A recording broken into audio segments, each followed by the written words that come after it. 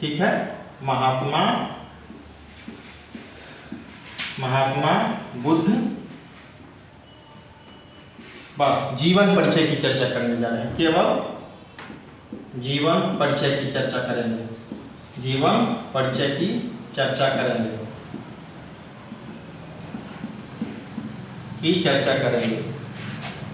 तो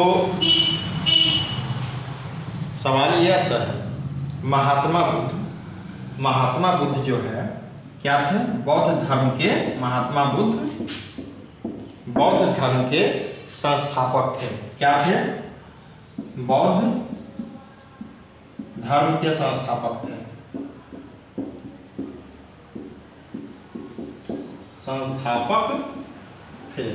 महात्मा बुद्ध बौद्ध धर्म के संस्थापक थे तथा इनका जन्म 563 ईसा पूर्व में 563 ईसा पूर्व में कहाँ हुआ?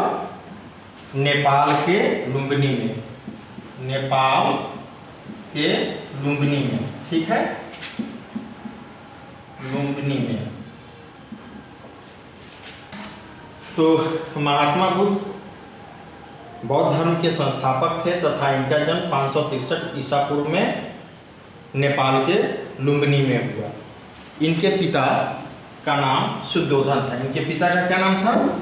शुद्धोधन। महात्मा बुद्ध के पिता का नाम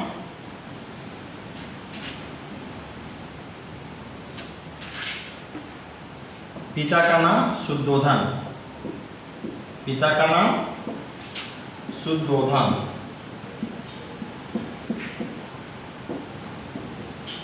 माता का नाम महामाया। माता का नाम महामाया।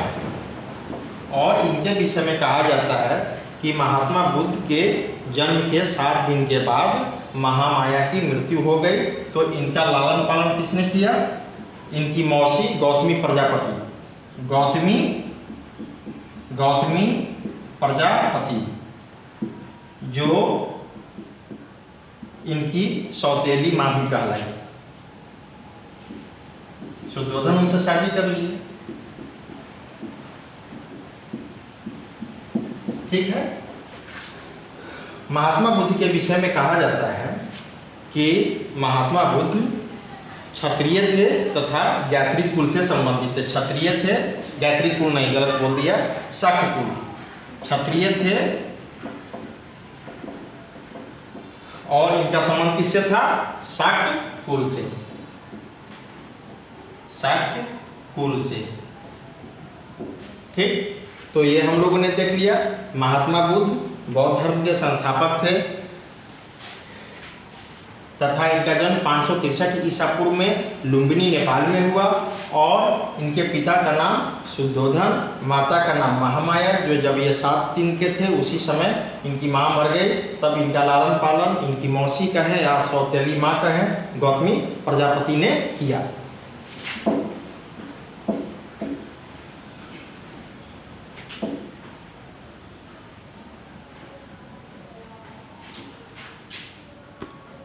महात्मा बुद्ध की पत्नी का नाम,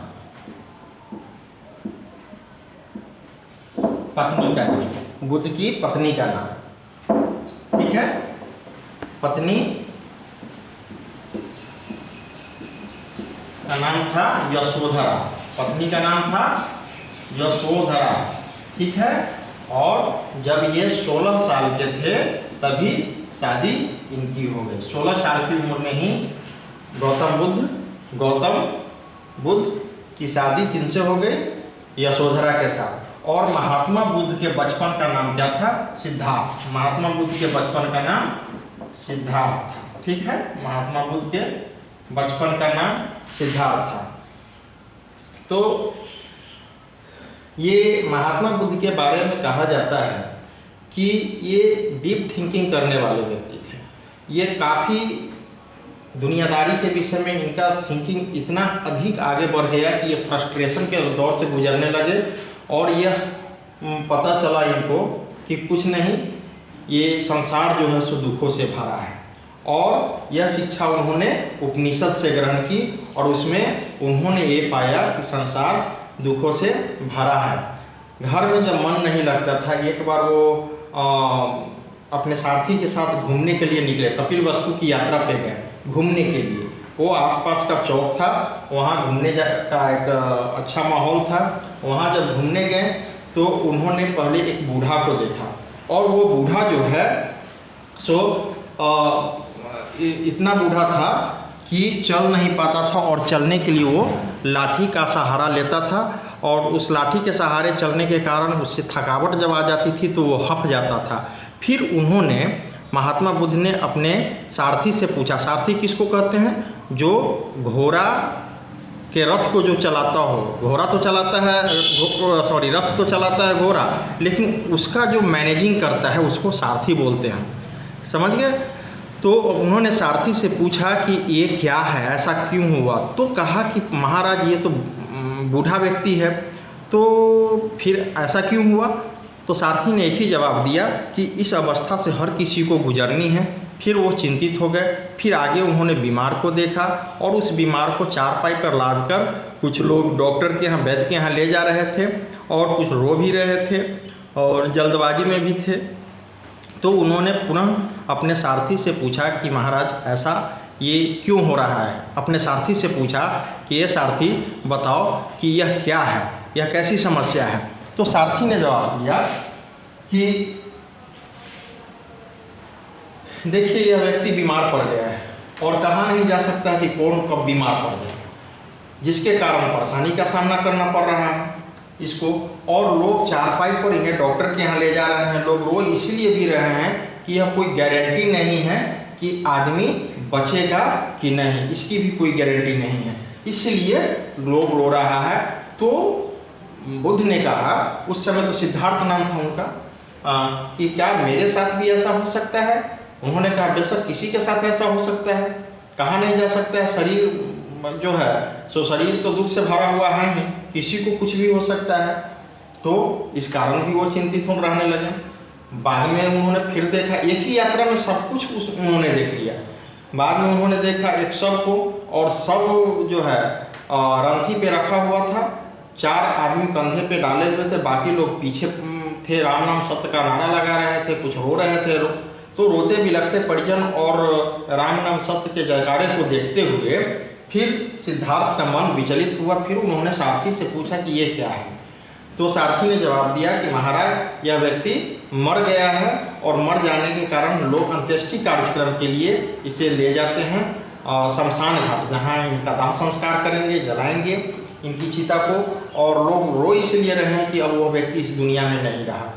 तो फिर महात्मा बुद्ध दुखी हो गए और फिर विचलित होने लगे, कहे कि यह ऐसा तो मेरे साथ भी हो सकता है। सारथी ने कहा कि बेशक किसी के साथ ऐसा हो सकता है, कोई यहाँ रहने नहीं आया है, जो आया है उसको जाना है एक न एक दिन।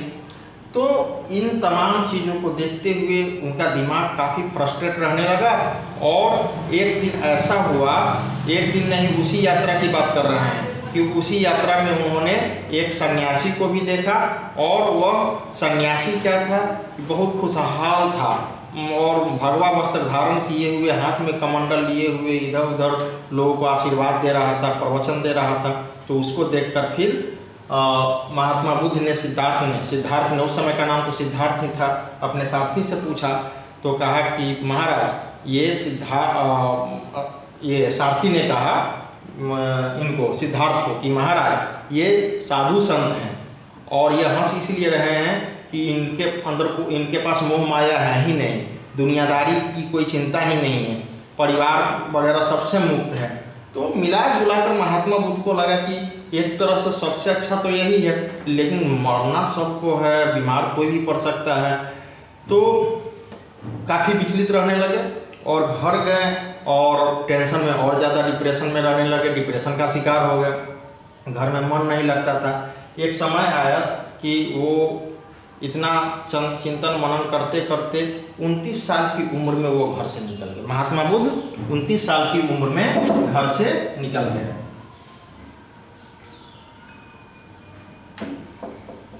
उनतीस साल की उम्र में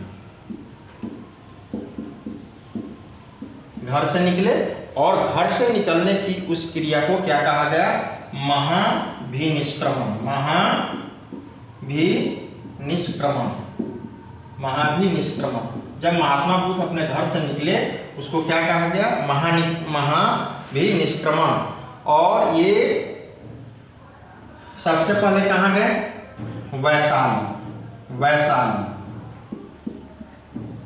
वैशाली में इन्होंने अलार कलाम से सांख्य दर्शन की शिक्षा ली। अलार कलाम से सांख्य दर्शन की शिक्षा ली। किसकी शिक्षा ली? सांख्य दर्शन की। ठीक है। और कहा जाता है कि सांख्य दर्शन जो है भारत का सबसे प्राचीन एवं सबसे प्रमाणिक दर्शन है, जिसके 25 तत्व है और 25 और प्रकृति उसका पहला तत्व है। यह भी कहा जा रहा है कि सांख्य दर्शन के प्रवर्तक कौन है? कपिल। सांख्य दर्शन के प्रवर्तक कपिल।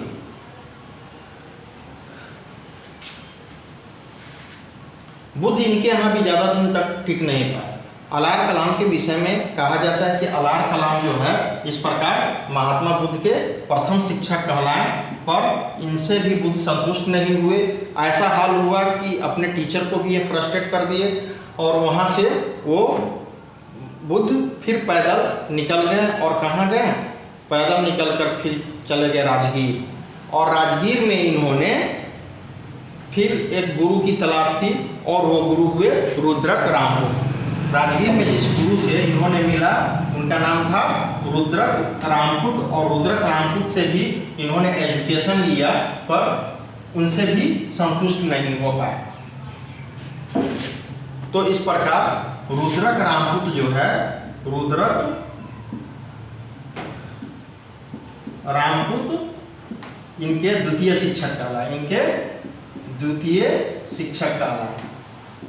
ठीक है। इनके द्वितीय शिक्षक कहलाए रुद्रक रामपुत। इनसे भी सेटिस्फाइड नहीं हुए, खुद तो फ्रस्ट्रेट थे ही, उनको भी फ्रस्ट्रेट कर दिए। अंत में कहें कि नहीं, आप दीपो भव, ज्ञान जो है सो खुद ही प्राप्त होना होगा तो होगा, हम किसी से संतुष्ट होने वाले हैं नहीं। तो वो चले गए गया में निरंजना नदी के किनारे। निरंजना नदी, ठीक है। वर्तमान में इसका नाम फल्गु है। निरंजना नदी के किनारे फल्गु, वर्तमान में फल्गु है, ठीक है। और पीपल के वृक्ष के नीचे, यह वृक्ष का क्या नाम है? पीपल के नीचे ये तपस्या में लीन हो गए। और 6 वर्षों तक की कठिन तपस्या, मतलब 29 साल की उम्र में निकले थे और समझिए तो 30 साल उम्र नहीं बीतने दिए। सब जो भी करना था 1 से 2 महीने में ही गुरु चेला सब बदल लिए। तब जो है वहाँ 29, समझिए कि 29 साल की उम्र ही रहा है। और उसी समय वो तपस्या में लीन हुए और 6 वर्षों की कठिन तपस्या के बाद वो उठे। और क्यों उठे? क्योंकि उनको ज्ञान की प्राप्ति होगी। मतलब उस समय उम्र उनकी 35 साल हो गई थी। और ज्ञान क्या मिला? ज्ञान यही मिला कि मोह माया कुछ नहीं है, मोह माया से मुक्त हो गए। और जब उनको ज्ञान की जब प्राप्ति हुई तो वो बुद्ध कहलाए। जब बुद्ध को ज्ञान की प्राप्ति हुई, ज्ञान की प्राप्ति के बाद सिद्धार्थ क्या कहलाए? सिद्धार्थ की बचपन का नाम था। ज्ञान की प्राप्ति के बाद बुद्ध कहलाए, ठीक है। बुद्ध कहलाए। और यही बुद्ध जो है सो इन्हीं के द्वारा चलाया गया पंथ, इन्हीं के द्वारा दी गई शिक्षा बौद्ध शिक्षा कहलाई, बौद्ध धर्म कहलाया, जो आज भी एशिया के कई देशों में प्रचलित है। और यही वजह है कि महात्मा बुद्ध को लाइट ऑफ एशिया कहा जाता है। महात्मा बुद्ध को लाइट ऑफ एशिया, ठीक है। मतलब एशिया का ज्योति पुंज या एशिया का प्रकाश पुंज कहा जाता है। एशिया का प्रकाश पुंज कहा जाता है, ठीक है। एशिया का प्रकाश पुंज कहा जाता है किनको? महात्मा बुद्ध को। तो ये धीरे धीरे इतना प्रचलित हो गए, इनके विचार, इनके उपदेश लोगों को इतना भाने लगा कि इनके बहुत सारे अनुयायी भी हो गए। कई राजा भी अनुयायी हो गए, बिंबिसार, बिंदुसार, ये सब जो है इनके अनुयायी हो गए, कई राजा अनुयायी हो गए इनके। तो ये जो है सो बौद्ध धर्म के विषय में या महात्मा बुद्ध के विषय में एक संक्षिप्त जीवन परिचय हमने बतलाया, और उसके बाद की क्लास में हम लोग विशेष रूप से चर्चा करेंगे महात्मा बुद्ध द्वारा दी गई शिक्षाओं का। कई बौद्ध सभाएं हुई, 4 बौद्ध सभाएं हुई उसका, और उसके प्रभाव की चर्चा करेंगे। फिलहाल चूँकि एक बार में सारे क्लास को हैंडल करने का मतलब होता है 2 से 3 घंटा, और वह उतना लंबा क्लास भी हुआ होता है, और लोग बाद में भी उस क्लास को वीडियो के रूप में भी देखना पसंद नहीं करते हैं। तो यह संक्षिप्त जीवन परिचय उनका जान लेना जरूरी था। और संक्षिप्त जीवन परिचय की ही बात की है तो उनके बारे में यह भी थोड़ा सा जान लें कि उनकी मृत्यु हुई कब, 72 साल की नहीं 80 साल की उम्र में, 72 साल की उम्र में महावीर मरे थे। 80 साल की उम्र में इनकी मृत्यु हो गई चुंद के यहाँ राजप्रसाद खाने पर। कहाँ? देवरिया, कुशीनारा में। ठीक है, देवरिया जो कुशीनगर कहलाता है, कुशीनारा में। और जब मरे तो मल्ल जो था, मल्ल एक जातीय व्यवस्था थी, साथ ही एक मल्ल गणराज्य भी था, मल्ल महाजनपद भी था। मल्ल महाजनपद के लोगों ने और उसके राजाओं ने काफ़ी इनका धूमधाम से इनका अंतिम संस्कार किया, और इनका जो डेड बॉडी जो जलाया गया था तो उसके राख को कलश में 8 जगह स्थापित किया गया, ऐसा प्रमाण मिला है। तो वही अष्ट स्तूप का द्योतक है। तो बाद में जो है सो बौद्ध धर्म से संबंधित कुछ प्रतीक चिन्ह है, तो अगले क्लास में हम उसकी भी चर्चा कर देंगे। तो 80 साल की उम्र में चुंद के यहाँ, उसके यहाँ प्रवचन का कार्यक्रम था, उपदेश देने गए, वहीं जो है राजप्रसाद खाने से उनकी मृत्यु हो गई। कहा यह जाता है कि सूकर माधव, उसमें एक चर्चा है, सूकर माधव का अर्थ बहुत सारे लोग लगाते हैं सुअर का मांस, लेकिन जब वो अहिंसावादी थे दरअसल तो उस तथ्य पे विचार नहीं करना है। वर्तमान में मशरूम का भी पर्याय उसी से लोग लगा रहे हैं, सूकर माधव से ही। सूकर माधव जो है मशरूम की कैटेगरी का एक फसल होता था, उसी की सब्जी वगैरह खाए थे, और अचानक उनकी तबीयत बिगड़ गई और उनकी मृत्यु हो गई। उम्र भी हो ही गया था, 80 साल का उम्र था। तो मरने के बाद मल्लों ने उनका धूमधाम से अंत्येष्टि संस्कार किया, अंत्येष्टि कार्यक्रम किया। उसके बाद एक इम्पोर्टेंट की जाती है कि वर्धमान महावीर जो हैं, वर्धमान महावीर से का जन्म और मृत्यु की जानकारी किस प्रथा के तहत, किस व्यवस्था के तहत प्राप्त की जाती है, या कौन सा विधि है। तो चीनी परंपरा का कैंटोन अभिलेख यह पूछा जा चुका है। देखिए, चीनी परंपरा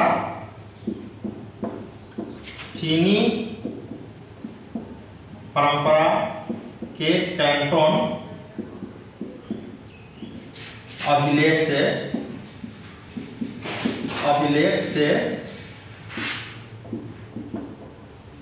महात्मा बुद्ध के जीवन एवं मृत्यु की जानकारी मिली है। महात्मा बुद्ध के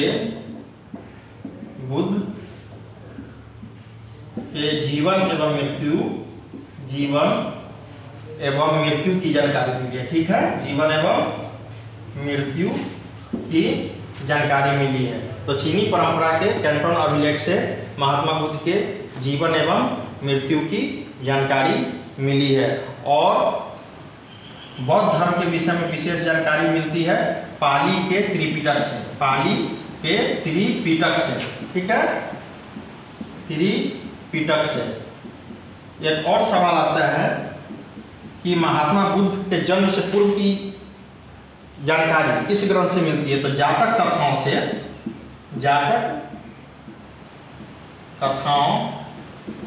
से बुद्ध के जन्म से पूर्व की जानकारी मिलती है।